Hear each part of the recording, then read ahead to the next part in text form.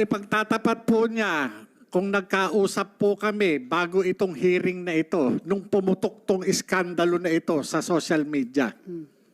At kung ano yung sinabi niya sa akin. Nag-usap kayo? At may sinabi ka sa kanya? Wala po akong natatandaang nag-usap kami, pero meron po siyang ibang kausap na nandun ako, pero hindi kami talaga ang magkausap. So hindi kayo direkta nag-usap? Hindi po, sir. May isa Your siyang Honor. kausap na nandun ka. Yes, Your Honor. We did not talk directly. Ito very important dito yung ating integrity. Not only as a PDEA agent, kundi as a person. Otherwise, useless itong hearing natin dito kung magsisinungaling tayo. Yes, Remember, kinabukasan ng ating bansa ang nakasalalay dito. Kaya dapat huwag tayo magsinungaling.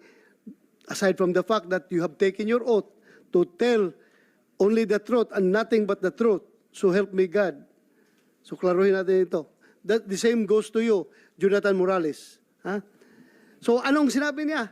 Kung mayroon ka gustong... Ako na lang muna po siya magsabi.